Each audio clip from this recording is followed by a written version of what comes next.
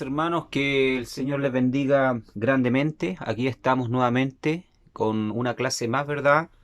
Del estudio de historia eclesiástica, ¿ya?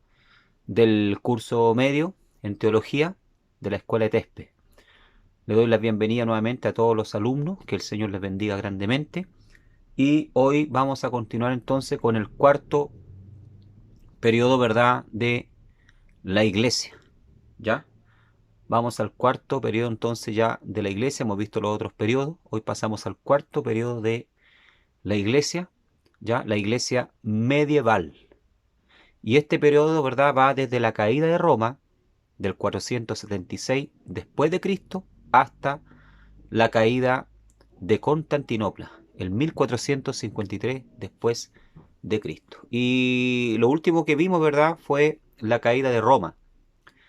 Ya comenzamos a ver, ¿verdad?, como tribus, ¿verdad?, tanto germanas como de Asia, ya los hunos, ¿verdad?, a través de su rey Atila, comenzaron, ¿verdad?, a invadir Roma, ¿verdad?, y el imperio sí de Roma desaparece, entonces, desaparece. No así la iglesia, ¿ya?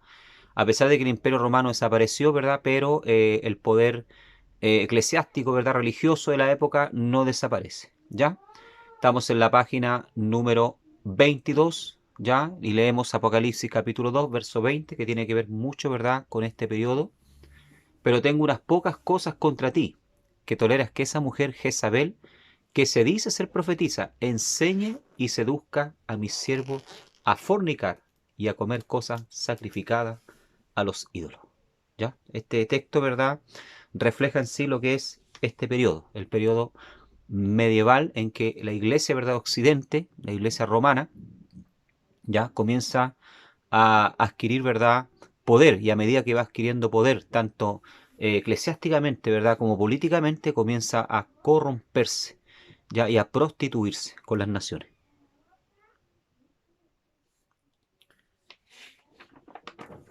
Dice, en este periodo de casi 1000 años, ¿ya?, nuestro interés se dirigirá a la iglesia occidental o latina. ¿Ya? Recordemos que habían dos iglesias. Estaba la iglesia occidental, ¿verdad?, cuya capital era Roma, y teníamos, ¿verdad?, la iglesia oriental, cuya capital era Constantinopla, fundada, ¿verdad?, por el propio emperador, ¿verdad?, Constantino, ¿ya? Su sede de autoridad estaba, dice, en Roma, que aún era la ciudad imperial, aunque su poder político ya no existía, ¿ya? O sea, todavía, ¿verdad?, Roma tenía la iglesia, ¿verdad?, tenía su sede en Roma, ¿ya?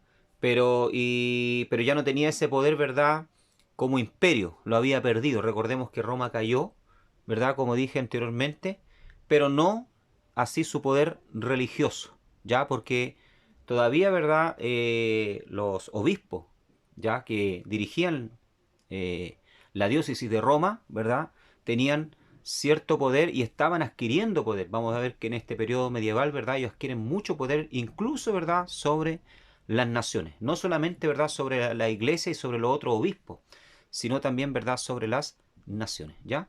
Poca atención, dice, se le dará a la iglesia griega, ¿ya?, gobernada desde Constantinopla, excepto cuando sus asuntos se relacionen a la historia del cristianismo europeo.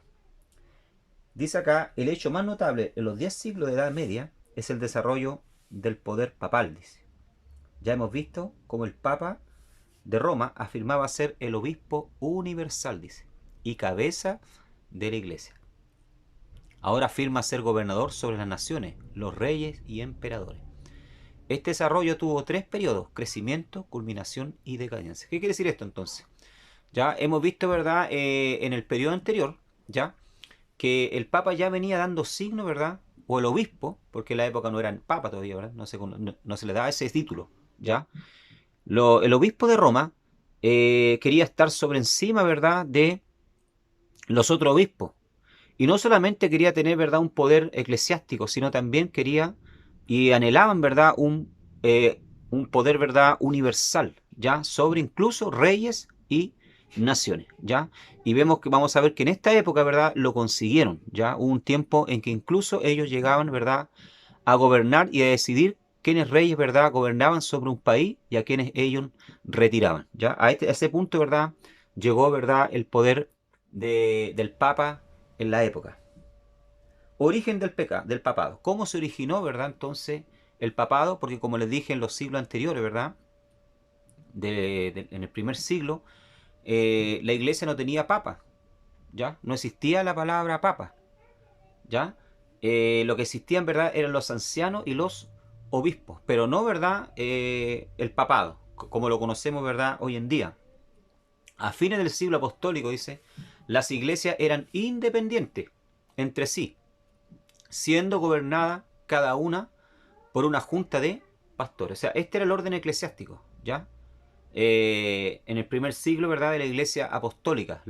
Cada iglesia, ¿verdad?, era independiente. Existía la iglesia de Asia, ya existía la iglesia de, qué sé yo, de Europa, ya existía la iglesia del Oriente Medio, etcétera. O sea, cada iglesia, ¿verdad?, era independiente. La iglesia de Antioquía era independiente, la iglesia de Jerusalén era independiente, ¿verdad? Y cada una, ¿verdad?, tenía su junta de pastores. Esto lo podemos ver en Tito capítulo 1, versículo 5, ¿ya? Este era el tipo de administración, ¿verdad?, de orden eclesiástico que existía en la época apostólica. Por esta causa, dice Pablo, te dejé en Creta, dice, para que corrigieses lo deficiente y establecieses anciano en cada ciudad, así como yo te mandé, ¿ya? O sea, aquí Pablo, ¿verdad?, le dice a Tito que por esa causa lo había dejado, ¿verdad?, en Creta, para que corrigiese, ¿verdad?, las cosas que deficientes que había, ¿verdad?, en esa iglesia, y también estableciese, ¿verdad?, ancianos, colocase ancianos, ¿verdad?, o presbítero, ¿ya?, que es la palabra, frente a las iglesias. Entonces vemos que en el primer siglo, ¿verdad?, no existían los papas.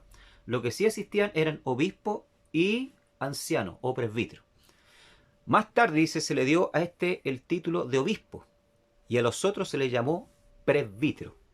Poco a poco, la jurisdicción del obispo llegó a abarcar ciudades vecinas, ¿ya? De hecho, ¿verdad?, según los registros históricos, el primer obispo de Roma, ¿verdad?, fue el obispo Lino. Y él estuvo como obispo de Roma, ¿verdad?, del año 67 al 79 después de Cristo. Después a este, ¿verdad?, le sucedió el obispo Cleto, que estuvo, ¿verdad?, del 79 al 91 después de Cristo. Después de este estuvo el obispo Clemente, del 88 al 97.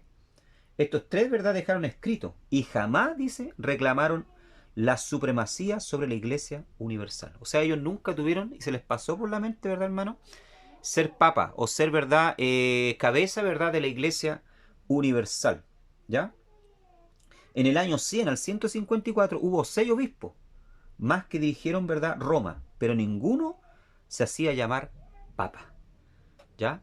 Muy contrario a lo que enseña la historia de la Iglesia Católica hoy, ¿verdad?, que dicen que el papado se origina, ¿verdad?, con Pedro, ya que fue el primer, según ellos, ¿verdad?, papa, ¿ya?, de Roma, cosa que no hay ninguna prueba histórica de esto, ¿verdad?, ¿ya? Pedro nunca fue, ¿verdad?, pastor en Roma, ¿ah? Esto hay que decirlo. Estuvo así en Roma, murió como mártir en Roma, ¿verdad?, junto con Pablo, ¿ya? Pero él nunca, ¿verdad?, se autoproclamó cabeza de la iglesia, ¿ya? Ni dijo que los que se levantasen después de él, ¿verdad?, allá en Roma, iban a ser sus sucesores, ¿ya? Como explica la iglesia católica. Y por lo que yo he nombrado acá, ¿verdad?, y por lo que dice la historia, ninguno de estos obispos que yo nombré anteriormente, ¿verdad?, se autoproclamaron, ¿ya? Ni en su escrito dejaron escrito, ¿verdad?, que ellos eran papas o que los que se levantasen después de ellos, ¿verdad?, iban a sucederlos como papas, ¿ya? Bien, dice acá, ¿verdad?, más tarde se le dio a este el título de obispo y a los otros se le llamó presbítero. Poco a poco la jurisdicción del obispo llegó a abarcar ciudades vecinas, ¿ya? En primera instancia, ¿verdad?, en el primer tiempo, los obispos, ¿verdad?, dije yo anteriormente que tenían dominio, ¿verdad?, sobre su iglesia local, ¿ya?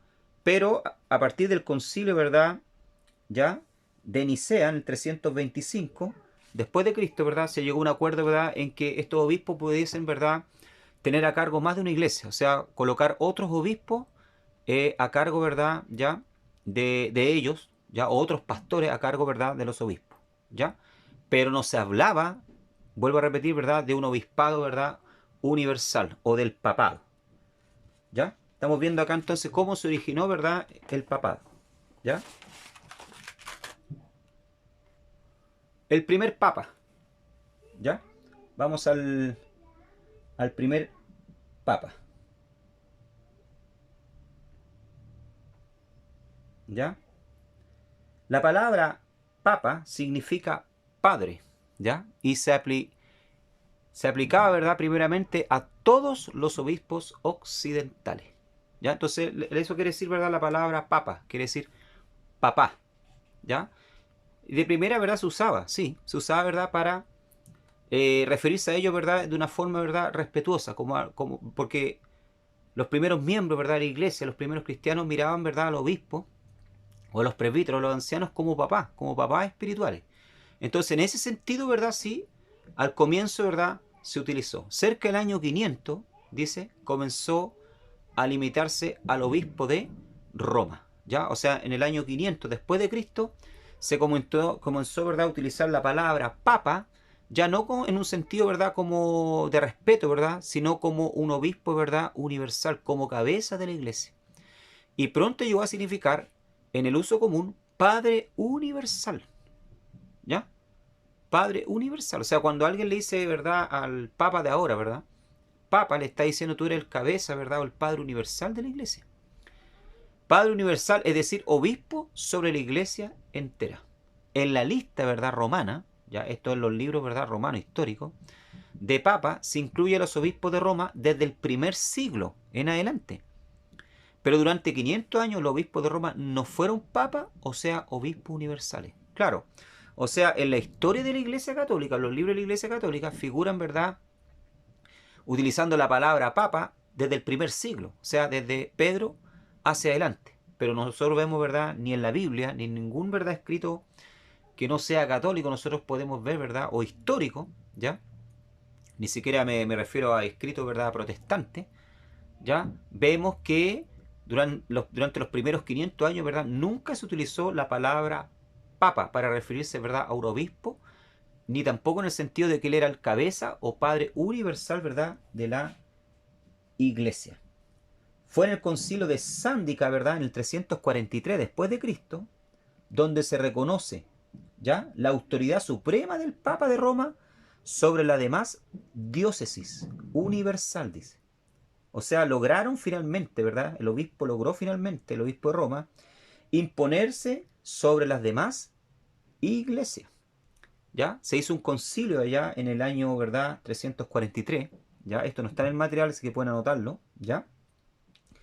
Donde, ¿verdad?, solamente se reunió, ¿verdad?, la iglesia de Occidente, o sea, de Roma, y no invitaron, ¿ya?, a la iglesia oriental. Ahora, ¿por qué no invitaron a este concilio, verdad, a la iglesia oriental? Si siempre los concilios, cuando se hacían, verdad, se hacían con ambas iglesias, tanto el occidente como el oriente. Porque los del oriente, verdad, decían que el que tenía que ser cabeza de la iglesia universal eran ellos.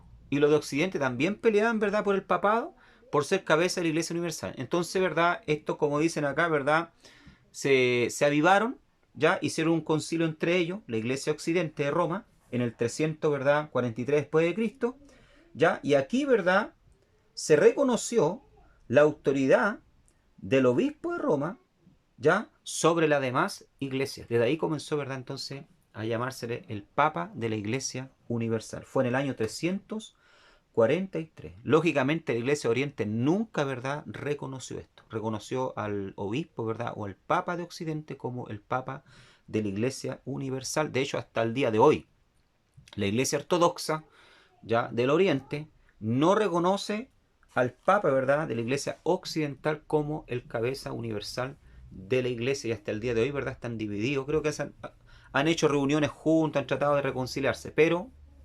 este punto, ¿verdad?, hace con que ellos se reconcilien completamente. ¿Ya? Fue en el año 440 después de Cristo que León I, obispo de Roma, fue llamado Papa. ¿Ya? O sea, el primero que utilizó, ¿verdad?, este título, ¿verdad?, de Papa o Padre Universal de la Iglesia fue el obispo, ¿verdad?, León I de Roma, ¿ya?, en el año 440 después de Cristo. ¿Ya? Entonces ahí tenemos un poco, ¿verdad?, del origen de la historia, ¿ya?, del papado. ¿Ya?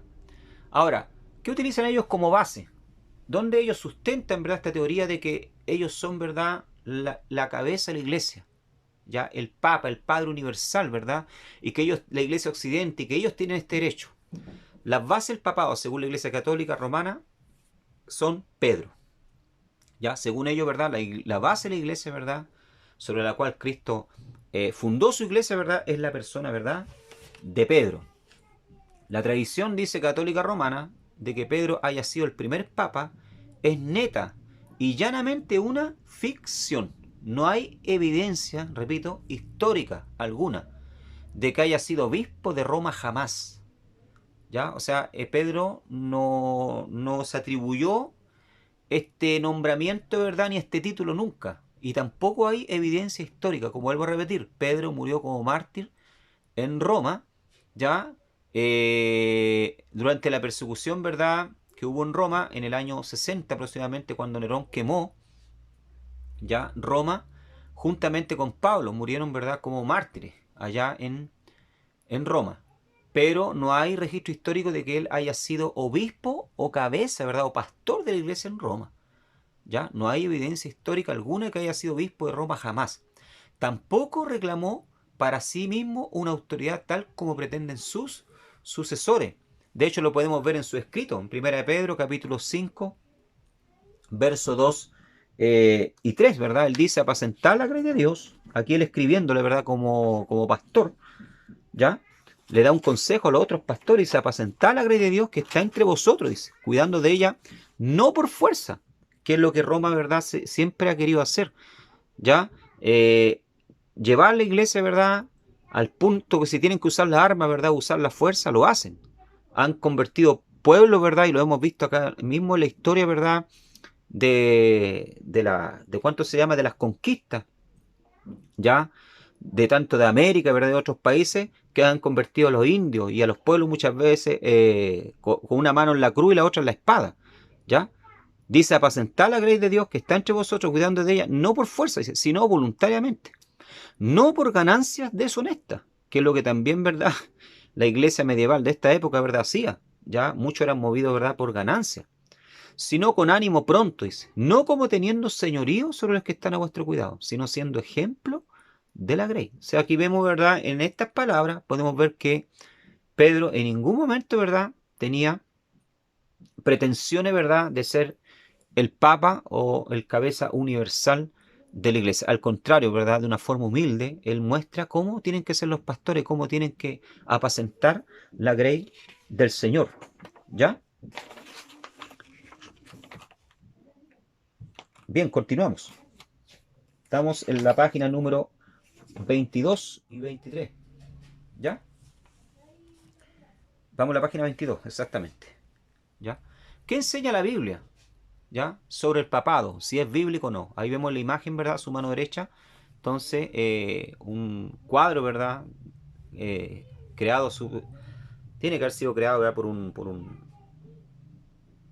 un creyente católico, ¿verdad? Donde, un pintor católico, donde se ve ahí, ¿verdad? A Cristo entregándole las llaves, supuestamente la autoridad. En esto se basa en ello, ¿verdad? En que Jesús le entregó la llave, la autoridad a Pedro para que él fuera el cabeza de la iglesia. Y por eso ellos dicen, ¿verdad? Que ellos, cada papa que se levanta, ¿ya? Es un sucesor, ¿verdad? Directo de Pedro, ¿ya? Por lo tanto, cabeza de la iglesia universal, ¿ya? Eso es lo que enseñan, ¿verdad? Lo que dicen ellos. La Biblia enseña que Jesús mismo ocupó los papeles que han sido atribuidos a los papas.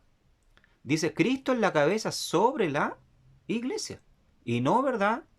El Papa. Cristo es la cabeza de la iglesia. Tenemos varios textos ahí que ustedes pueden verlo en su casa. Efesios capítulo 1, verso 22-23. Colosenses 1:18. Efesios capítulo 5, verso 22-24. Del mismo modo, el estar la iglesia sujeta a dos cabezas estaría en adulterio espiritual. Cristo es el fundamento de la iglesia. O sea, el cabeza de la iglesia, hermano, es Cristo. El cabeza de la iglesia ya no es el hombre, no es el Papa. Si la iglesia, ¿verdad?, hoy estuviera sujeta a dos cabezas, tanto a Cristo como al Papa, ¿verdad?, de Roma, como dicen ellos, ¿verdad?, entonces la iglesia estaría en adulterio espiritual. Por lo tanto, la iglesia está sujeta a un solo cabeza y esa cabeza es Cristo. La Iglesia Católica enseña la primacía de San Pedro era una parte esencial de la Iglesia de Cristo, la roca sobre la cual fue edificada.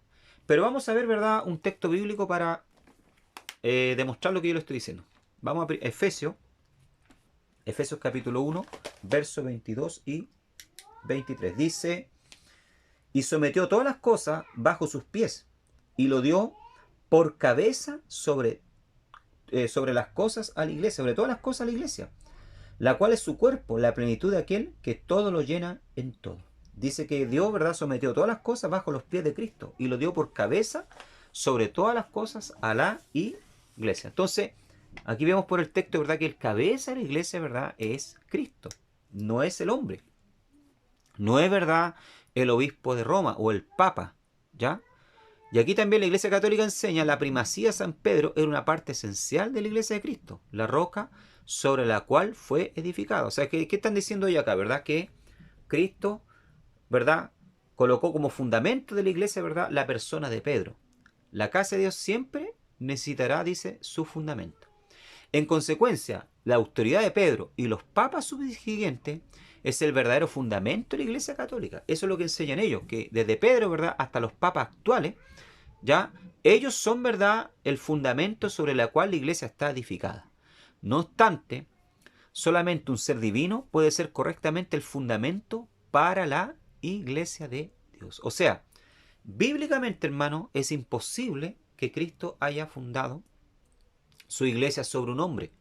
¿Por qué razón? Porque los hombres son fallos, los hombres son pecadores. A diario vemos, ¿verdad?, sacerdotes cayendo en pecado, pastores cayendo en pecado o cometiendo atrocidades. Entonces, ¿cómo Cristo va a fundar la iglesia sobre un hombre? Aquí en esto se equivocan, ¿verdad?, la iglesia católica y los papas a hacerse llamar primeramente cabeza de la iglesia y en segundo lugar, ¿verdad?, fundamento sobre la cual Cristo colocó la iglesia. Vemos que no hay una sucesión papal, no existe una sucesión papal, hermano. Pedro no fue, ¿verdad?, el primer obispo, ni siquiera, ¿verdad?, pastoreó en Roma. Ya no hay ningún registro, ¿verdad?, histórico que demuestre que Pedro, o tanto Pedro, o como Pablo incluso, que Pablo, ¿verdad?, haya fundado la primera iglesia de Roma, ya, ni que haya sido pastor de la iglesia de Roma. Sí, visitó Roma, ¿verdad? Sí, tal vez estuvo predicando allá, como lo hizo Pedro también, pero no fue pastor ni primer obispo de Roma. Tampoco, ¿verdad?, Cristo fundó la iglesia sobre él. Esto lo vemos bíblicamente, 1 Corintios 3:11, porque nadie puede poner otro fundamento que el que está puesto, el cual es Jesucristo. O sea, nadie puede colocar otro fundamento a no ser el que ya está puesto. Y ese fundamento, ya dice Pablo, ¿verdad?, es Jesucristo. 1 Pedro capítulo 2, versos 7 y 8 dice, para vosotros pues lo que creéis, Él es precioso, dice. Pero para los que no creen, la piedra que los edificadores desecharon, dice, ha venido a ser la cabeza del ángulo y piedra de tropiezo y roca que hace caer, porque tropiezan en la palabra, siendo desobedientes a lo cual fueron destinados. O sea, que está diciendo Pedro acá, Cristo no solamente es fundamento, sino también la piedra angular, la piedra principal. Había, ¿verdad?, en la antigüedad unas puertas que se hacían, ¿verdad?, en forma de U, ¿ya? Y se iban colocando las piedras, y la última piedra que afirmaba toda, ¿verdad?, por decirlo así, el edificio, ¿verdad?, o la puerta, ¿verdad?, era la piedra angular, que se llamaba, ¿verdad?, piedra principal. O sea, Cristo es la cabeza, Cristo es la piedra principal, Cristo es el fundamento y no el Papa de Roma. ¿Ya? Ahora, ¿en qué se basan ellos, ¿verdad?, para decir que Pedro, ¿verdad?, fue el primer Papa y el fundamento de la iglesia? Está en Mateo capítulo 16, verso 13 al 28. ¿Ya? Cuando Jesús, ¿verdad?, pregunta a sus discípulos, ¿quiénes dicen los hombres que soy yo? ¿Ya? ¿Qué dicen los hombres que soy yo? Le pregunta a sus discípulos, ¿verdad? Unos dicen que tú eres Elías, otros dicen que tú eres Jeremías, otros dicen que tú eres uno de los profetas. Y ustedes, le dice Jesús, ¿quién dice usted que yo soy? ¿Ah? Entonces, él dice, ¿verdad? Pedro, por revelación del Espíritu Santo en ese momento dice, tú eres el Cristo, el ungido del Señor. ¿Ah? Tú eres el Cristo, el Salvador. ¿Ya? Jesús lo queda mirando y le dice, ¿verdad? Bienaventurado eres, Pedro, porque no te lo reveló carne ni sangre. ¿Ya? Y sobre esto, ¿verdad?, edificaré mi iglesia, dice. Sobre ti edificaré mi iglesia. Y las puertas del infierno no prevalecerán contra ella. ¿Sobre quién estaba edificando la iglesia? Sobre, primeramente, ¿verdad?, sobre la declaración de Pedro, de que Jesucristo, ¿verdad?, era el Señor, el Mesías. ¿Ah? Pero no estaba diciendo, ¿verdad?, sobre la persona de Pedro. Hubiera sido imposible que hubiese colocado como fundamento a la persona de Pedro. Porque vemos capítulos más adelante que el propio Pedro, ¿verdad? Después que había confesado que Jesús era el Señor, el Mesías, estaba siendo reprendido, ¿verdad? Por el propio Cristo, ¿verdad? Porque estaba haciendo tropiezo para que él fuese a la cruz. Incluso lo llamó, ¿verdad? Apártate de mí, Satanás. ¿Ah? Entonces, ¿cómo Jesús iba a edificar su iglesia, ¿verdad? Un hombre, ¿verdad? Que si bien es cierto era un hombre de Dios, pero tenía fallas, tenía errores, tenía debilidades. ¿Ya? Entonces, cuando la Iglesia Católica, ¿verdad?, interpreta este texto de Mateo capítulo 16, verso 13 al 28, ¿verdad?, diciendo que Pedro están equivocados. Jesús dice, ¿verdad?, sobre esta roca edificaré mi iglesia, o sea, sobre esta declaración de Pedro, ¿verdad? Tú eres el Mesías, tú eres el Cristo, el Salvador. Sobre esta declaración edificaré mi iglesia, dice. ¿Ah? Amén. Pero en ningún momento está diciendo que Pedro, ¿verdad?, es ya el fundamento, ¿verdad?, o el cabeza de la iglesia. Otro versículo del cual ellos se toman, ¿verdad? Ahí está ahí mismo en Mateo, capítulo 16. Vamos a ver. Verso 13 ya al 28. Ya dice Mateo capítulo 13, vamos a buscarlo acá. Mateo 16, ¿verdad? Perdón, 16, verso 13 al 28. Vamos a ver. ¿Ya? Dice, el versículo dice, y te daré, dice el verso 19, le dice Jesús diciéndole a Pedro, y te daré las llaves del reino de los cielos. Y todo lo que atare en la tierra será atado en los cielos, y todo lo que se atare en la tierra será desatado en los cielos. Dice, te daré las llaves del reino de los cielos, dice. ¿Ya? Aquí la Iglesia Católica también entiende como que Pedro, ¿verdad?, tiene las llaves del reino para entrar. ¿Ya? Y han creado toda una historia, ¿verdad?, de que cuando las personas mueren, San Pedro está ahí arriba en el cielo, ¿verdad?, con varias llaves para abrirle la puerta. No es así, hermano. ¿Ya? Lo que Jesús le está diciendo acá, ¿verdad? Porque Pedro, si ustedes se acuerdan, en Hechos capítulo 2, cuando se inició el día de Pentecostés, ya vino el derramamiento del Espíritu Santo. ¿Quién fue el primero, verdad, que abrió la puerta del reino? Para que muchos escuchasen la palabra de Dios, ¿verdad? Y fuesen salvos. ¿Quién fue el primero que se levantó y predicó y 3.000 almas se convirtieron? Fue Pedro. Fue Pedro. O sea, él abrió, ¿verdad?, las puertas del reino a través de la predicación, ¿verdad?, con la llenura del Espíritu Santo. Pero ahí en ningún momento se está refiriendo, ¿verdad?, que Pedro tiene alguna autoridad, ¿verdad?, o viene a ser cabeza de la iglesia. ¿Ya? En esto, bajo esto, ¿verdad?, estas declaraciones que la Iglesia Católica entonces, ¿verdad?, se toma de esto para decir, ¿verdad?, que todos los papas que se levantan desde Pedro hacia adelante, ¿verdad?, son sucesores de San Pedro, y el primer papa, ¿verdad?, fue Pedro. Pero vemos que en ningún momento, ¿verdad?, Jesús proclamó a Pedro, ¿verdad?, como el primer papa de la Iglesia universal. ¿Ya? Este periodo, hermano, del periodo de la Edad Media, ¿verdad?, fue un periodo bien difícil. ¿Ya? Donde hubieron muchos papas. ¿Ya? Si de hecho, si nosotros vamos a ver, ¿verdad?, desde Pedro, ya hasta ahora, como dicen ellos, ¿verdad?, que son los sucesores, ¿verdad?, de San Pedro en el papado, han habido más de 266 papas. ¿Ya? Y han habido, ¿verdad?, vamos a ver más adelante, papas y antipapas. ¿Ya? Ellos mismos, ¿verdad?, le llamaron antipapas porque fueron hombres tan malos, tan despiadados. ¿Ya? Muchos fueron homosexuales. ¿Ya? Muchos fueron pedófilos. Muchos, ¿verdad?, llegaron al poder solamente, ¿verdad?, para poder adquirir riqueza. ¿Ya? Que fueron llamados, ¿verdad?, antipapas. Ustedes van a escuchar a través de la historia de la iglesia en más de alguna oportunidad la palabra papa y antipapa. A los antipapas, ¿verdad?, se les llamaba entonces antipapa a aquellos que habían sido, y de hecho dentro de la Iglesia Católica, en la propia historia de la Iglesia Católica reconocen esto, que hubieron antipapas, o sea, hombres que le hicieron tan mal a la Iglesia que fueron llamados de antipapas. ¿Ya? Pero también, ¿verdad?, tenemos que ser justos. También hubieron papas buenos. ¿Ya? Hubieron papas que se destacaron. ¿Ya?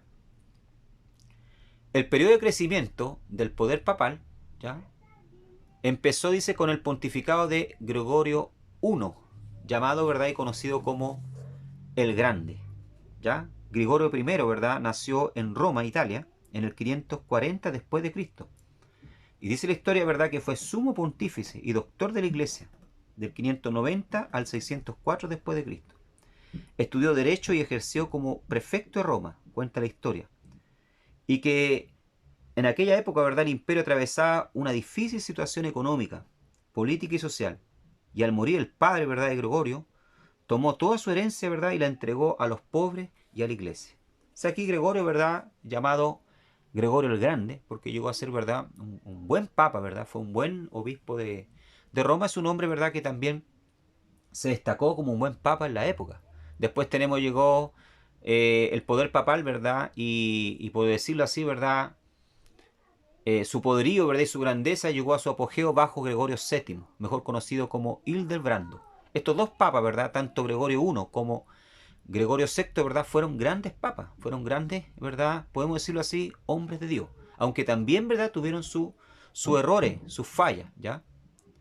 Debe notarse que de los tiempos primitivos, cada papa, al asumir su oficio, cambiaba de nombre, ¿ya? Esta era una costumbre que tienen los papas hasta el día de hoy.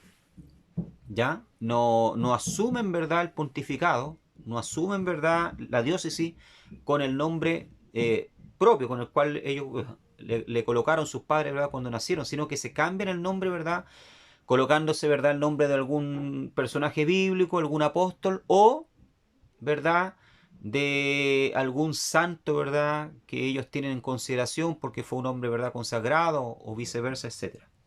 ¿Ya? Los papas, ¿verdad?, ahora cambian de nombre. ¿Por qué cambian de nombre? ¿Ya? ¿Por qué cambian de nombre los papas? ¿Por qué no asumen con su propio nombre? Los papas, ¿verdad?, cambian de nombre, hermano, siguiendo una tradición, ¿ya? Esto inició, ¿verdad?, con Juan II en el siglo VI. Juan II, ¿verdad?, fue el primer papa que se cambió el nombre, ¿ya? Por Juan, ¿verdad?, II. Y esto fue en el siglo VI después de Cristo. El nombre original, ¿verdad?, de Juan era Mercurio, como el dios pagano, ¿verdad? ¿Ya? Ese era el verdadero nombre, ¿verdad?, de Juan II, Mercurio. Ustedes entenderán por qué entonces él se cambió, ¿verdad?, el nombre, porque él no podía, ¿verdad?, asumir como obispo, cabeza de la iglesia, ya con el nombre de, aquí está el Papa, ¿verdad?, Mercurio. Imagínense usted, que era un dios, ¿verdad?, pagano en Roma, ¿ya? Entonces, por esa razón, ¿verdad?, desde ahí los papas comenzaron entonces, cada vez que asumían, ¿verdad?, se cambiaban el nombre, como lo hicieron, lo hacían hoy en día, ¿verdad?, Juan Pablo II, etcétera. ¿Ya? Dice Gregorio I, ya, el Grande, que estábamos mencionando anteriormente, ¿verdad?, fue el eclesiástico del que se cuenta la conocida historia de que al ver algunos cautivos en Roma, de cabello claro y de ojos azules, y al preguntar quién eran, se les contestó que eran angli, ingleses. A esto respondió no angli, sed angeli, o sea, no ingleses, sino ángeles. Él entendió, ¿verdad?, que le estaban diciendo que eran ángeles. ¿Por qué? Le llamó la atención, ¿verdad?, la plaza de esclavos en Roma, ¿ya? Unos esclavos que habían traído, ¿verdad?, que eran rubios, altos, ¿verdad?, de ojos azules, de piel blanca. Y él preguntó que quién eran, de dónde eran. Y eran ingleses, ¿verdad?, que venían de Inglaterra, de la isla, ¿verdad?, habían sido traídos cautivos hacia Roma para ser usados como esclavos. Y a Gregorio, ¿verdad?, le llamó la atención, ¿verdad?, el color de la piel de ellos, la altura, el color de los ojos, su pelo. Y preguntó por ellos quién eran. Entonces ahí le explicaron, ¿verdad?, que eran ingleses que habían sido traídos, ¿verdad?, de allá, ¿verdad?, de Inglaterra. Unas tierras que todavía no estaban evangelizadas, ¿verdad?, y que no habían escuchado la predicación de la palabra del Señor. Después, cuando llegó a ser papa, cuenta la historia, ¿verdad?, él mismo envió misioneros a Inglaterra para cristianizar al pueblo. Fue el primer papa en hacer misiones. Entonces aquí podemos ver, ¿verdad?, que Gregorio el Grande, ¿verdad?, fue un buen papa. Ya se preocupó de que la palabra del Señor, ¿verdad?, corriese a través, ¿verdad?, de lo que quedaba, ¿verdad?, de imperio en la época. Extendió el reino de su iglesia animado de un interés activo en la conversión de las naciones europeas, que aún permanecían paganas, y trayendo la fe ortodoxa a los arrianos visigodos en España. Gregorio resistió con éxito las pretensiones del patriarca de Constantinopla al título de obispo o universal. Entonces aquí vemos, ¿verdad?, que el patriarca de Constantinopla ya también quería, ¿verdad?, ser cabeza de la iglesia universal. Ya ahí entonces había una pugna, ¿verdad?, una pelea entre el obispo de Occidente y de Oriente. Convirtió a la iglesia en virtual gobernante en la provincia alrededor de Roma, dice. De esta manera preparó el poder temporal o político. También desarrolló cierta doctrina de la iglesia romana. ¿Ya? Entonces podemos ver, ¿verdad?, que Gregorio I fue un gran papa, que no todos los papas, ¿verdad, hermano? Hay que ser justo con esto, fueron corruptos, ¿verdad? Fueron pedófilos, fueron sinvergüenza, por decirlo así, sino que Gregorio I, ¿verdad? Se destacó por ser un buen papa, un papa temeroso de Dios, ¿verdad? Que buscó hacer el bien, ¿verdad? Para su diócesis y para las iglesias de la época. Pero también tuvo, ¿verdad? Su falla. ¿Ya? Fue Gregorio I, el grande, ¿verdad? Que creó la doctrina del purgatorio. ¿Ya? Creó la doctrina del purgatorio. ¿Ya? ¿Qué es lo que es el purgatorio? ¿Ya? Usted te estará preguntando, ¿verdad? El purgatorio, ¿verdad? Es donde los muertos van a purgar, ¿verdad? Los pecados. ¿Ya? Es una doctrina que hasta el día de hoy, ¿verdad? Algunos creen. ¿Ya? Que la persona después, ¿verdad? De muerta no se va al infierno. ¿Ya? Sino que Dios le da la oportunidad de poder purgar, ¿verdad? Sus pecados. ¿Quiénes van al purgatorio? ¿Ya? Los que mueren en la gracia y la amistad con Dios, pero no totalmente purificados. Aunque estén seguros de su salvación, sufren después de su muerte una purificación a fin de obtener la santidad necesaria para entrar al cielo. ¿Ya? Entonces Gregorio, ¿verdad? Primero, el grande, creía, ¿ya? Creía que las personas, ¿verdad? Que morían, ¿ya? Eh, creyendo en el Señor, pero habían llevado una vida mala, ¿verdad? Después de morir iban a un lugar, ¿verdad? Que no era el infierno, sino que era paralelo, ¿verdad? Donde podían, ¿verdad? Purificar, ¿verdad? Sus almas a través del sufrimiento para después entonces subir al cielo, ¿ya? Eso es lo que él enseñaba, eso es lo que él creía, ¿ya? A la mano derecha ustedes, ¿verdad? Pueden ver entonces un cuadro ahí, ¿verdad? Donde las personas están siendo, ¿verdad? Punidas, ¿verdad? Están siendo purificadas por el sufrimiento para después ser llevadas, ¿verdad? Al cielo. Una vez que se arrepentían, una vez que se purificaban. Eso es lo que creía, ¿verdad? Gregorio, lo que predicaba. Y Gregorio enseñaba, ¿verdad? Que a través de misa, ya de muchas misas, ¿verdad? Y de oraciones, entonces la persona podía ser sacada del purgatorio. Por eso vemos que hoy en día la Iglesia Católica hasta el día de hoy, ¿verdad? Le celebra, ¿cuánto se llama? Reuniones, ¿verdad? Misa a los muertos y oraciones para sacarlos del purgatorio. ¿Dónde, en qué se basaban ellos, verdad? Para creer en esto, ¿ya? En el libro de Segunda de Macabeo, que es un libro, ¿verdad? Apócrifo, ya que la Iglesia Católica lo tiene como libro canónico, pero sabemos que no fue, ¿verdad?, reconocido como libro canónico, ¿ya? Sino como un libro apócrifo, ¿ya? Si bien es cierto, Primera y Segunda Macabeo son libros históricos de hechos que sí sucedieron durante el periodo intestamentario, pero no fueron reconocidos como libros, ¿verdad?, canónicos, o sea, inspirados. Y en Segunda Macabeo, capítulo 12, verso 43 al 45, vemos acá, ¿verdad?, que los soldados, ¿verdad?, realizaban entonces oraciones en la época de los Macabeos, ¿verdad?, por los caídos, por los que morían, para que Dios los perdonase, ¿verdad?, y pudiesen ser salvos. Dice, efectuó su soldado una colecta, dice, y entonces envió hasta 2000 monedas de plata a Jerusalén, a fin de que allí se ofreciera un sacrificio, dice, por el pecado. Todo esto lo hicieron muy bien, inspirados por la creencia de la resurrección, dice. Pues si no hubieran creído que los compañeros caídos iban a resucitar, habría sido cosa inútil, estúpida, orar por ellos, dice. O sea, aquí ya, en este texto, ¿verdad?, los católicos encontraron pie para justificación para, después de muerto, orar por las personas, para que ellas, ¿verdad?, puedan resucitar, ¿ya?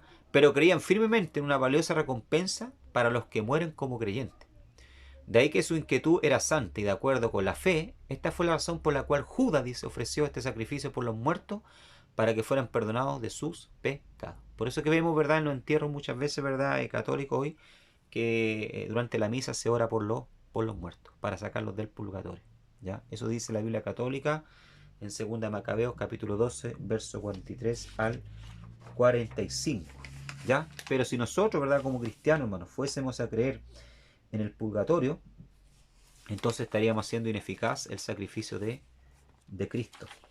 ¿Ya? Estaríamos haciendo totalmente ineficaz, ¿verdad?, el sacrificio de Cristo, porque estaríamos diciendo que el sacrificio de Cristo no fue suficiente, ¿ya? O no es suficiente para perdonar, limpiar los pecados, ¿ya? Y dice la Biblia en Hebreos, ¿ya? Hebreos capítulo 9, verso 22, ¿ya? Y casi todo, dice, es purificado según la ley. ¿Con qué? Con sangre.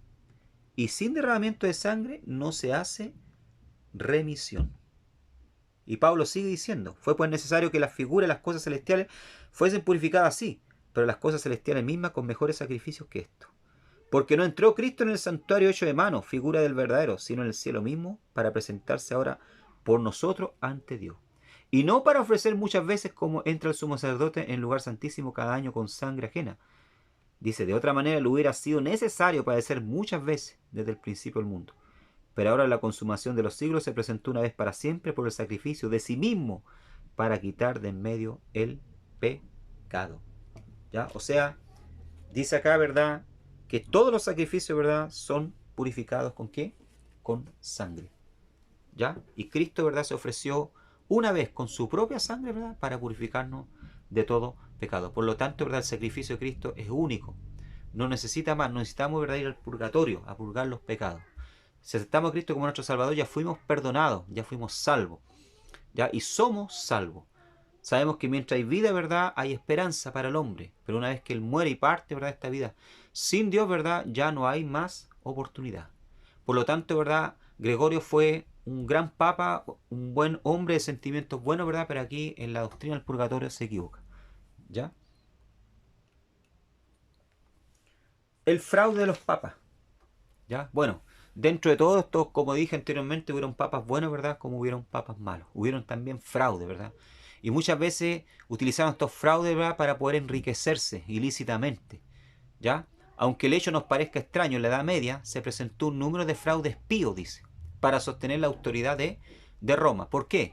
Porque había muchos que no querían sujetarse a la autoridad de Roma, no reconocían a Roma, ¿verdad?, como al obispo de Roma como cabeza de la Iglesia Universal. Entonces utilizaron medios fraudulosos para poder, ¿verdad?, restablecer, reafirmar, ¿verdad?, su autoridad.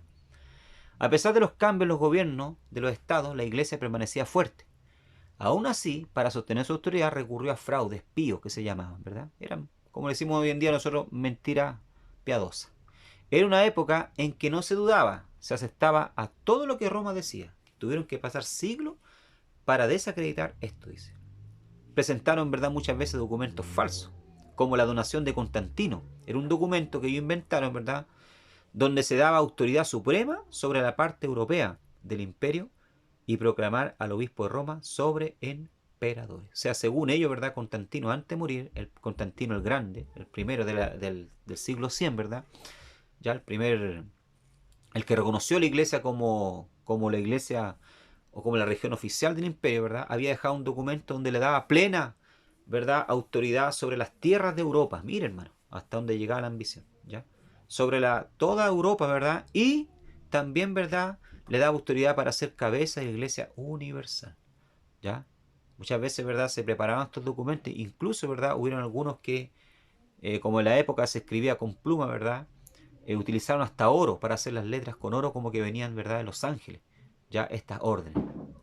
Después tenían los decretales pseudo-isidorianas. Eran supuestas decisiones de los obispos primitivos de Roma. Aquí ya están hablando, ¿verdad?, de los primeros padres de la iglesia, donde se hacían reclamaciones como supremacía absoluta de Roma sobre la iglesia universal, independencia de la iglesia del Estado, llegando al extremo de que un tribunal secular no podía juzgar a los integrantes del clero. Incluso es lo que pasa hoy en día. Cuando un padre, ¿verdad?, cae en pecado, el clero, ¿verdad?, la iglesia católica tiene sus propios, ¿verdad?, eh, tiene sus propios, ¿verdad?, jueces, ya, católico, ¿verdad?, o monje, ¿verdad?, o cura, ya tiene su propia, ¿verdad?, juzgado, ¿verdad?, para condenar, ¿verdad?, o para absolver, ¿verdad?, a un papa, ¿verdad?, o un obispo. En el siglo XVI y a raíz de la Reforma se examinaron estos documentos y se encontraron que el lenguaje no era el latín primitivo, sino el lenguaje de los siglos VIII y IX. O sea, aquí los pillaron, ¿verdad? ¿Ya? Se comparó, ¿verdad?, a través de la paleografía, ¿verdad?, seguramente, que es la antigua escritura, con escrituras más antiguas del primer siglo, que el lenguaje, ¿verdad?, ya, de las cartas, las supuestas cartas de documentos, ¿verdad?, no coincidían con la paleografía, ¿verdad?, del primer siglo, sino que eran del siglo VIII y IX. Los títulos y condiciones históricas eran de la Edad Media, ¿ya? O sea, aquí vemos que entonces que hubo un fraude, ¿verdad?, pero finalmente salieron, ¿verdad?, como se dice, pillados, ¿ya? Página número 24. Entonces vemos, ¿verdad?, la corrupción que existía, ¿verdad?, durante la Edad Media, ¿verdad?, cómo la iglesia, hermano, a través del tiempo se fue, ¿verdad?, corrompiendo. Ya no era la primera iglesia, ¿verdad?, apostólica de los apóstoles, donde andaban en el temor de Dios. Decadencia del poder papal, dice. ¿Ya? Aquí ya entramos en lo que es la decadencia, ¿verdad?, del poder papal. El desarrollo del poder papal, aunque siempre ascendente, no era constante, dice. Hubo príncipes fuertes que lo resistieron, así como príncipes débiles que se sometían a ellos, dice. ¿Ya? O sea, hubieron reyes, ¿verdad?, que se opusieron, ¿verdad?, al gobierno universal, tanto de la iglesia como del imperio, porque hubo un tiempo en que incluso ellos llegaron a estar por encima, ¿verdad?, de los reyes, y mandaban a los reyes, hermano. Cuando había que ir a una guerra, ¿verdad?, le daban orden a Francia, le daban orden a Inglaterra, y Inglaterra tenía que entrar en guerra, y Francia tenía que entrar en guerra, ¿verdad?, por el papado. Ya a ese punto llegó el poder, ¿verdad?, papal. Algunos de los papas eran débiles y otros eran malvados, dice. Sobre todo entre el 850 y el 1050 después de Cristo. Estos desacreditaban su puesto, aún en el tiempo de su más elevado grado de supremacía. Había papas y antipapas, como dije anteriormente. El periodo de culminación fue entre el 1073 y 1216 después de Cristo. Alrededor de 150 años en que el papado tuvo un poder casi absoluto, dice. No solo sobre la iglesia, sino sobre las naciones de Europa. O sea, imagínense hasta dónde llegó, ¿verdad?, el poder del papado en esta época. Esta elevada posición se alcanzó durante el gobierno de Hildebrando o Gregorio VI, el único papa más conocido por su nombre familia que por el nombre asumido como papa, Gregorio VI. Este Gregorio VI, hermano, también fue, ¿verdad?, fue un gran papa, ya hay que decirlo, fue un gran papa, ¿verdad?, ya en el año 1075 después de Cristo. El papa Gregorio VI, ¿verdad?, emite, dice, un dictado papal sumamente rígido, destinado a terminar no solo con las desproporciones cometidas por la Iglesia de Roma, sino con la supremacía del poder temporal, poniendo las facultades del Papa por encima del emperador. Declara la infalibilidad del Papa y de la Iglesia, la supremacía por encima del emperador. Fíjese usted que este obispo de Roma, ¿ya?, Gregorio VII, ni siquiera fue escogido, ¿verdad? Era tanta la corrupción, hermano, del papado, que ni siquiera el pueblo, ya, de Roma, o la ciudad de Roma, permitió, ¿verdad?, que los propios papas escogiesen al siguiente obispo o papa, sino que el propio pueblo, ¿verdad?, escogió, ¿verdad?, a Gregorio VII como papa para que terminase, ¿verdad?, con la corrupción, ¿verdad?, de la iglesia en la época. Y fue así cuando él llegó, ¿verdad?, a la iglesia, ¿verdad?, comenzó una gran reforma dentro de la iglesia. Hildebrando reformó el clero, dice, que se había corrompido, y quebrantó, aunque solo por un tiempo, dice, la simonía o la compra de puestos en la iglesia. ¿Ya? O sea, en la época, ¿verdad?, se compraban puestos en la iglesia. Alguien venía con dinero y decía, ¿verdad?, sabes que yo quiero ser obispo de la diócesis, no sé, de Oriente, ¿ya?, de Constantinopla, o quiero ser obispo de la diócesis, ¿verdad?, de Esmirna, ¿ya? Y con plata compraba la diócesis, ¿verdad?, el poder. Bueno, cuando llegó, ¿verdad?, Gregorio VII, él acabó con esto, prohibió esto, levantó las normas de moralidad en todo el clero, dice, e impuso el celibato del sacerdocio, que aunque exigía no fue obligatoria hasta su día. Terminó con la simonía, ¿verdad? Que la palabra simonía, ¿verdad?, viene de Simón el Mago, ¿ya? Eso lo vemos en Hechos capítulo 8, verso 18, que Simón el Mago trató de comprar, ¿verdad? Quedó impresionado como los apóstoles oraban por el bautismo con el Espíritu Santo, ¿verdad? Y él pidió, ¿verdad?, le ofreció dinero a Pedro para que le diese, ¿verdad?, esa autoridad, ese poder para orar por las personas para que recibieran el bautismo, ¿verdad? Y sabemos que Pedro lo reprendió, ¿verdad? De ahí viene, ¿verdad?, la palabra simonía. Es la persona que trata de comprar, ¿verdad?, ¿ya? Como se dice, lucrar, ¿verdad?, con el don de Dios, ¿ya? Y los papas, ¿verdad?, de la época, los monjes de la época, ¿verdad?, de Gregorio VII, ¿verdad?, es lo que hacían. Practicaban la simonía, lucraban, ¿ya?, con la iglesia. Pero cuando llegó Gregorio VI, ¿verdad?, hizo una gran reforma y terminó con esto, ¿ya? Fíjese usted que en la época del 45% de los obispos eran homosexuales. Liberó a la iglesia de la dominación del Estado al poner fin al nombramiento de los papas y los obispos por reyes y emperadores. O sea, en la época de Gregorio VI, ¿verdad?, los reyes, ¿verdad?, eran los que elegían los papas. Imagínense usted, o sea, ya no era la iglesia, Ya no se oraba, no se buscaba a Dios, sino que por compadrastro, ¿verdad? Porque era amigo, ¿verdad? Y él lo nombraba papa. Ahora tú vas a ser papa, le decía, el rey. Entonces, Gregorio, ¿verdad? Dictó unas leyes, ¿verdad? Canónicas, que prohibía, ¿verdad? Que los reyes nombrasen al clérigo, ¿verdad? O a los papas o a los obispos de las distintas, ¿verdad? Diócesis. A tal punto, ¿verdad? Que él declaró incluso acá, ¿verdad? La infalibilidad del Papa. O sea, la palabra del Papa, ¿verdad? Es la que tiene que cumplirse, ¿verdad? Y no se equivoca. ¿Ya? Y la supremacía de la iglesia por encima del emperador. Es claro que aquí, ¿verdad? Con esta declaración de Gregorio VII se preparó el camino, ¿verdad? Para que los papas después, ¿verdad? Dijeran, no, pues, Gregorio VII dijo que la palabra, el Papa, ¿verdad? Era infalible. O sea, era como que Dios hablaba, ¿ya? Gregorio VII dijo, ¿verdad? Que la iglesia estaba por encima del imperio. ¿Ah? Entonces, por eso más adelante, ¿verdad? Ellos utilizaron estas palabras, esta ley, ¿verdad? De Gregorio VII, esta ley canónico, también para abusar, ¿verdad? Y muchas veces llegar al punto de dominar países y dominar gobernantes y reyes sobre, ¿verdad? La tierra durante mucho tiempo, ¿ya? Estamos en la página entonces número 24. A tanto llegó la corrupción, hermano, que la Iglesia Católica, ¿verdad? Sin saber, llegó a tener una mujer que fue papa, ¿ya? Conocida como Juana la Papisa. La historia de ella es así, ¿verdad? Como sé, de acuerdo a la hipótesis que se conocen, esta historia ubica a la protagonista en el siglo IX, dice, en Atenas. Una época de mucha agitación, dice. Según cuenta la leyenda, era una mujer de una gran inteligencia y una extraordinaria belleza, dice. Esta joven llamada Juana, o conocida como Juana la Papisa, una gran sed de conocimiento, frecuentaba un convento de benedictinos.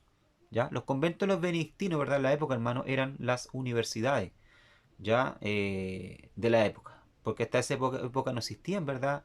Las universidades. De hecho, antiguamente, ¿verdad? En esta época, la universidad, ¿verdad? Quien iba a la universidad iba a estudiar, ¿verdad? Teología. Iba a estudiar, ¿verdad? La escritura. Después, ¿verdad? Posteriormente se fueron añadiendo otros tipos de conocimientos. Pero las universidades, en su origen, en su génesis, ¿verdad? Enseñaban teología. Y esta mujer, ¿verdad? Al ser una mujer primeramente, ¿verdad? Las mujeres en la época no tenían derecho al estudio, ¿ya? No tenían derecho al estudio, solamente los varones, ¿ya? Y al ver ella, ¿verdad? Que era una mujer inteligente, que podía aprender más, ¿verdad? Y quería saber más, entonces se comenzó, ¿verdad? A vestir desde niña, ¿verdad? Como hombre y entró dentro del convento de los benedictinos, ¿ya? Sin que estos se dieran cuenta, ¿verdad? De que ella era una mujer, porque en la época los monjes, ¿verdad? Utilizaban túnicas largas, ¿verdad? Se tapaban la cabeza, entonces nadie percibía, ¿verdad? Que ella era una mujer. Quienes estaban, dice, autorizados para impartir la enseñanza y donde ella pudo perfeccionar su educación. Pero como a toda joven apasionada, le llegó el amor, se enamoró. Justamente uno de sus maestros, quien quedó, ¿verdad?, prendado de su intelecto y su hermosura. O sea, este maestro, ¿verdad?, que le enseñaba, percibió que ella era una mujer y comenzó a tener, ¿verdad?, un romance con él. Para no perder contacto con su amado, dice, decidió cambiar su apariencia adoptando la vestimenta de un monje, siendo conocida con el nombre de Juan el Inglés. Nadie se daba cuenta que era mujer, ¿verdad? Y todos lo conocían como Juan el Inglés. Pero ella era una mujer, ¿ya? Al estar dedicada al estudio en forma total, su conocimiento era realmente excepcional. Era versada sobre metafísica, ciencia, los tratados árabes de la época, etc. Al morir su amado, ¿ya? Se refugió mucho más en el estudio, lo que hizo que fuese objeto de consulta, fruto de su conocimiento y sabiduría. O sea, era una mujer, hermana, para la época muy avanzada, ¿ya? Con mucho conocimiento. Pero al poco tiempo partió a Roma y allí en el centro de la cristiandad, por su capacidad, fue elegida papa. Imagínense usted. Sucedió a León IV, tomando el nombre de Juan VIII. Se estima que este reinado espiritual duró entre los años 855 al 858. O sea, durante 3 años ella fue papa. Se conoció como Juan VIII. Cuenta la historia, ¿verdad? Que ahí, ya estando en Roma, se enamoró, ¿verdad? Nuevamente. Tuvo, ¿verdad? Relaciones con una persona, ¿verdad? Ahí dentro de la iglesia de Roma, ¿verdad? Y quedó embarazada.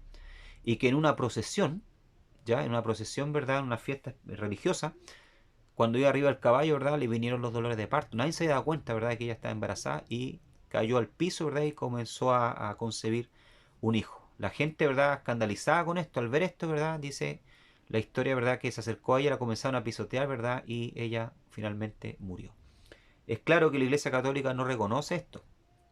Ya dice que esta historia es farsa, pero es tan verídica, hermano, que incluso cuando usted hoy va a Roma, ¿ya? Y esto usted lo puede buscar por internet, ya hay una calle donde hay una calle que se nombró con el nombre de esta mujer, ¿verdad? Como Juana la Papisa. Hay incluso ahí una pequeña gruta y hay un cartel, ¿verdad? Que está pegado ahí en la calle, ¿verdad? Con el nombre de ella, Juana la Papisa. Y ahí está escrito, ¿verdad? Que fue el lugar donde ella, ¿verdad? Pasó la procesión, ¿verdad? Donde ella cayó, ¿verdad? Y concibió un hijo, ¿verdad? Y finalmente murió. ¿Ya? O sea, esto que he hablado aquí, hermano, es para que ustedes puedan ver la situación, ¿verdad? Espiritual en que se encontraba la iglesia, ¿verdad? En el periodo medio. ¿Ya? A clara luz podemos darnos cuenta, ¿verdad? Que no era la primera iglesia, la iglesia, ¿verdad? Del tiempo apostólico, del primer siglo. ¿Ya? Bien, vamos a hablar un poco acerca de los concilios y herejías de la edad antigua. ¿Ya? ¿Por qué, verdad, se realizaban los concilios? ¿Por qué se llevaban a cabo los concilios? Con el afán, verdad, de explicar los misterios de la fe cristiana. Llevó a algunas personas a proponer doctrina insuficiente y errónea. ¿Ya? Se llegó a negar principios fundamentales de la fe cristiana, que dieron lugar a las primeras herejías y como réplica a ellas tuvieron lugar los primeros concilios. O sea, tuvieron que llevar a cabo, hermano, los concilios porque durante tanto del primer siglo, ¿verdad?, en adelante, comenzaron a surgir, ¿verdad?, doctrinas que para la iglesia, ¿verdad?, eran peligrosas, ¿ya? Y de hecho hubieron doctrinas, hermano, que surgieron, como el arrianismo, que ya lo vimos en clases pasadas, fueron tan peligrosas que hasta el día de hoy, ¿verdad?, perduran. Esto lo vemos, ¿verdad?, en los testigos de Jehová, que es un arrianismo, ¿verdad?, por decirlo así, 2.0, ¿verdad?, más encamuflado, ¿verdad?, pero es un arrianismo, ¿verdad?, disfrazado. Los testigos de Jehová, ¿verdad?, practican el arrianismo, no creen en la Trinidad, ¿ya? Niegan la divinidad de Cristo. Eso es, ¿verdad?, doctrina arriana, ¿ya? Y fue tan grande, ustedes pueden ver cómo se esparce el error. El arrianismo fue muy fuerte, ¿verdad?, principalmente en el Oriente Medio, ¿ya? En las iglesias del Oriente Medio, no así en el Occidente, ¿ya? Podemos ver, ¿verdad?, que la mayoría, miren ustedes, hermano, podemos ver que la mayoría de las doctrinas falsas surgieron del Oriente Medio, ¿ya? No así en el Occidente. En el Occidente, ¿verdad?, en Roma, fueron más firmes en cuanto a la doctrina de la Trinidad, ¿verdad?, de la divinidad de Cristo. Pero en el Oriente Medio, ¿verdad?, populaban, ¿verdad?, surgían, ¿verdad?, estas doctrinas, ¿ya?, en muchos lugares, ¿ya? Entonces, por eso, ¿verdad?, tuvieron que realizarse los concilios, que eran reuniones donde los obispos se juntaban, ¿verdad?, para estudiar, ¿verdad?, y analizar las doctrinas. Y para ver si una doctrina, ¿verdad?, era bíblica o era herética, ¿ya? Y esto es muy importante. Hoy en día, ¿verdad?, que los pastores también lo hagan, ¿ya? Porque están surgiendo, ¿verdad?, un sinfín también de doctrinas, de creencias, ¿verdad?, de yo declaro, yo profetizo, yo... Entonces, y muchas veces vemos cosas, ¿verdad, hermano?, que no tienen fundamento bíblico, ¿ya? Por lo tanto, los pastores deberían juntarse, ¿verdad?, para llevar a cabo, ¿verdad?, concilios donde pudiesen analizar, ¿verdad?, y rever nuevamente las doctrinas, para ver si son doctrinas inspiradas, bíblicas, o son doctrinas, ¿verdad?, erróneas, ¿ya? Bien, vamos a ver los concilios. Dice, los 7 concilios ecuménicos, lógicamente fueron más, ¿verdad?, pero aquí yo estoy nombrando los principales. Fueron convocados, dice, para definir la doctrina de la iglesia cristiana, teniendo como base la Sagrada Escritura y las tradiciones. ¿Ya? O sea, aquí, ¿verdad?, es lo que yo le estaba diciendo, ¿ya? Los concilios se convocaban, ¿verdad?, para definir entonces cuáles eran doctrinas bíblicas y cuáles no, ¿ya? Para poder ver la doctrina de la iglesia cristiana, teniendo como base, ¿qué? La Sagrada Escritura y las tradiciones. Lógicamente llamamos al primer concilio ecuménico de Nicea, pero en realidad el primer concilio, hermano, se realizó en Jerusalén, ¿ya? En la época apostólica, en Hechos capítulo 15. cuando se decidió, ¿verdad?, qué se iba a hacer con la iglesia o con los gentiles que se estaban añadiendo a la iglesia. ¿Se acuerdan ustedes? Ese fue el primer, ¿verdad?, concilio. Pero llamamos como primer concilio, ¿verdad?, al concilio ecuménico de Nicea, donde se analizó por primera vez, ¿verdad? Y quien convocó este concilio, ¿verdad?, fue el propio Constantino el Grande. Fecha, el concilio fue el 325 después de Cristo. Año el Señor, dice. Número de padres conciliares 318. Se reunieron 318, ¿verdad? Entonces, obispos, ¿verdad? O padres en la época para participar de este concilio, ¿ya? En este concilio condenó a Arrio como hereje, ¿ya? Puesto que Arrio enseñó que si un hijo es real, entonces un padre debería existir antes que el hijo. Por esta razón es que el Padre Divino debió haber existido antes que el Hijo Divino. Por ello hubo un tiempo cuando el Hijo no existió, de forma que el Hijo es una criatura de Dios, Padre, la más grande, la más antigua y la más perfecta en todo el mundo. Bueno, quien analiza esto aquí, ¿verdad?, lo encuentra muy lindo, muy bonito, ¿verdad?, las palabras, y hasta parece bíblico. Pero si usted va analizando lo que Arrio enseñó y decía, ¿verdad?, es muy grave. ¿Por qué? Porque estas palabras de Arrio, ¿verdad?, en primer lugar aquí niegan la Trinidad. O sea, Jesucristo, ¿verdad?, no es un ser divino. Lo segundo que Arrio está diciendo aquí, ¿verdad?, que el Hijo fue creado. ¿Ya? Fue creado. O sea, no existía, no estuvo en un principio con Dios. ¿Ya? Entonces, para los padres, ¿verdad?, de la iglesia, de la época, ¿verdad?, esto era muy grave. Y por eso, ¿verdad?, esta doctrina de Arrio fue condenada. Y Atanasio, ¿verdad? ¿Se acuerdan ustedes de los padres de la iglesia? Que uno de los padres de la iglesia, grandes padres de la iglesia, fue Atanasio. Atanasio, ¿verdad?, combatía hasta el día de su muerte, ¿verdad?, combatió la doctrina de Arrio. Ya combatió la doctrina de Arrio, ¿verdad?, porque era una doctrina herética. De hecho, a Atanasio se le llamaba el azote, ¿verdad?, de los arrianos. Era tanto lo que él perseguía a los arrianos, ¿verdad?, ya, y combatía esta doctrina, que un día alguien le dijo: Atanasio, el mundo está contra ti. ¿Por qué? Porque hasta el emperador, ¿verdad?, era ¿cuánto se llama?, fan, ¿verdad?, de los arrianos. Tenía una cierta inclinación, ¿verdad?, por la doctrina arriana. Fíjese usted, hermano, que lo que grave que es cuando una doctrina se esparce, es como un virus, como el coronavirus de hoy en día. ¿Ah? Se esparce, ¿verdad? Y se va esparciendo, ¿verdad? Y no hay cómo pararlo. Y Atanasio luchó, ¿verdad? Y en una oportunidad le dijeron a Atanasio: el mundo está contra ti. ¿Ah? No estás preocupado porque el mundo está contra ti, Atanasio. Y Atanasio quedó mirando, ¿verdad?, a esa persona y le dijo: si el mundo es contra mí, entonces yo soy contra el mundo. O sea, a él no le importaba. Lo que a él le importaba, ¿verdad?, era predicar la palabra del Señor, ¿verdad?, y combatir, ¿verdad?, la herejía. Después tuvimos un segundo concilio, el de Constantinopla. Este se realizó, ¿verdad?, en el 381 después de Cristo, año del Señor. En este concilio, ¿verdad?, el número de padres conciliares fueron 186. ¿Ya? Aquí se fijó el canon de los libros inspirados. Miren qué importante esto, hermano. ¿Ya? Ojo con esto. ¿Ya?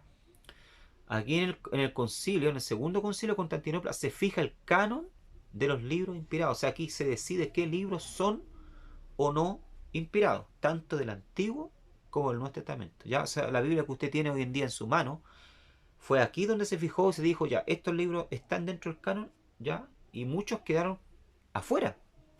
Muchos libros quedaron afuera, como el libro de Enoch, que era un libro que se citaba antes del 381, en los primeros días de la Iglesia Apostólica.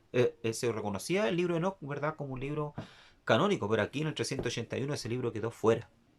¿Ya? Aquí se definió el canon de los libros inspirados. ¿Ya? Y también se vio nuevamente el tema de la unión de la divinidad y humanidad de Cristo. Nuevamente había, ¿verdad?, un problema ahora con respecto a la divinidad y humanidad de Cristo. Que unos decían, ¿verdad?, que no. Que Jesús, ¿verdad?, tenía solamente una naturaleza divina y no humana. Y no, pues aquí se llegó a la conclusión, ¿verdad?, que Cristo, cuando nació, ¿verdad?, a través de la Virgen María, ¿ya?, o de María, ¿ya?, él, ¿verdad?, venía tanto con su naturaleza divina como humana. Después tuvimos, ¿verdad?, el tercer concilio, ¿ya?, ecuménico de Éfeso. ¿Ya? La fecha que celebró este concilio fue en el 431, año del Señor. Número de padres conciliares 200. Aquí participaron 200 padres. Dice acá: se condenó a Nestorio, dice, patriarca de Constantinopla, ya que Nestorio predicaba que Cristo, el hombre, no era Dios. O sea, mire, hermano, ¿se da cuenta? O sea, y todo esto, hermano, parte de Arriano. ¿Ya? Todas estas personas que yo estoy citando acá, ¿verdad? Nestorio, ¿ya? Eran todos, ¿verdad? Obispos de Constantinopla. Eran obispos, perdón, del imperio, ¿verdad? Oriental. ¿Ya? En el de la parte oriental. Y recordemos que el arrianismo nació en el oriente, no en el occidente. En la iglesia del occidente, sino en la iglesia, ¿verdad? De Constantinopla, en el oriente. O sea, fíjense ustedes lo malicioso, lo malo que puede ser una mala enseñanza o una mala doctrina. Se condenó a Nestorio, dice el patriarca de Constantinopla, ya que Nestorio predicaba que Cristo, el hombre, no era Dios, dice. O sea, aseveraba que Dios habitó en él como en un templo y que llegó a ser Dios gradualmente, dice. Negaba que hubiera dos naturalezas, una humana y divina. Cristo poseía las dos, incluso en su concepción. O sea, nosotros sabemos, ¿verdad?, que Jesús poseía las dos naturalezas, tanto humana como divina. ¿Ya? Pero Nestorio predicaba, ¿verdad?, que Cristo no era Dios. ¿Ya? No era Dios. ¿Se da cuenta? O sea, y aquí en estos concilios entonces se debatían, ¿verdad? Y muchas veces, muchos de estos obispos, ¿verdad?, que predicaban esta doctrina, ¿verdad?, muchas veces eran expulsados. Ya, incluso algunos eran desterrados, hermano. Ya, eran excomulgados de la iglesia. Cuarto concilio ecuménico de Calcedonia, fecha 451. ¿Ya? Número de padres que participaron, 451.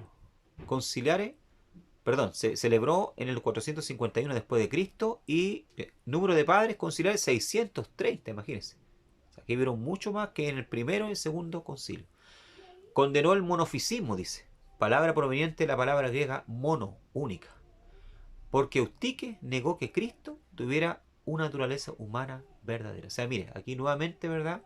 Lo que vuelvo a repetir, todo parte, ¿verdad?, del arrianismo. Aquí niegan la naturaleza humana. Aquí dice que solamente Cristo era divino, pero no poseía una naturaleza humana. Sabemos que no es así. Jesús tenía una naturaleza humana.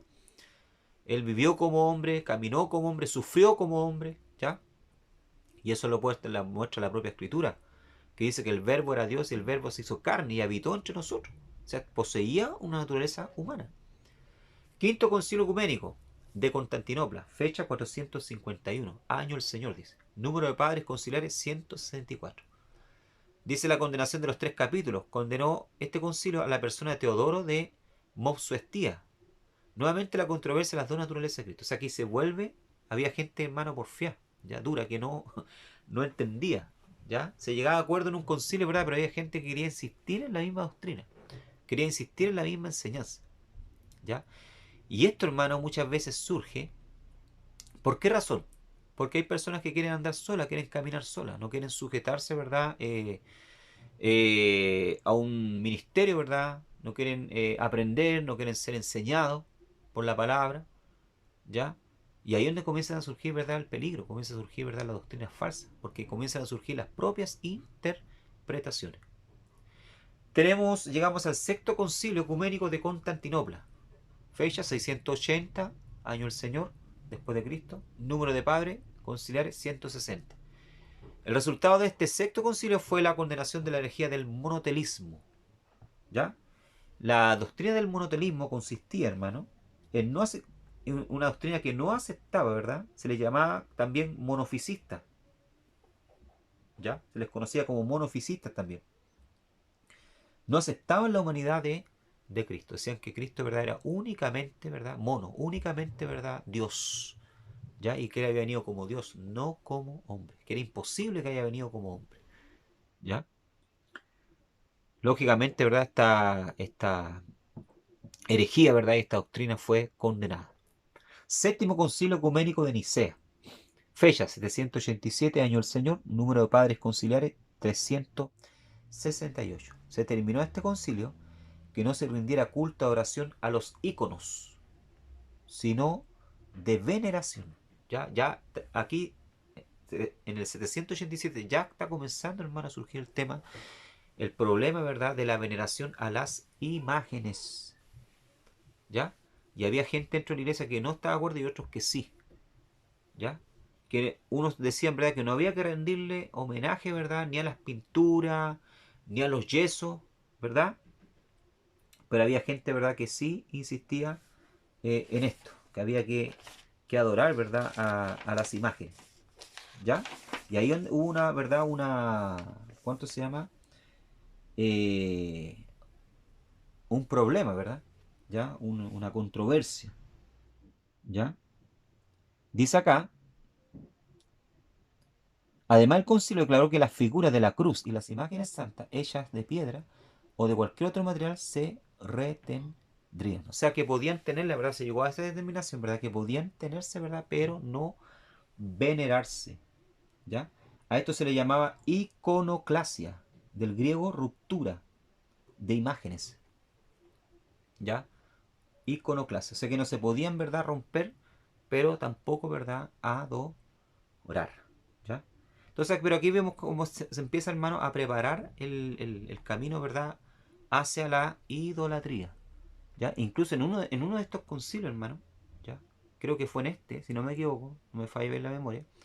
En el séptimo concilio también se reconoció la divinidad de María, para que ustedes sepan, ¿ya? Fue en este concilio, en uno de estos concilios, ¿verdad?, que se reconoció a María también como más que una mamá humana, sino que como madre del propio Dios, ¿ya? En uno de estos concilios, ¿ya?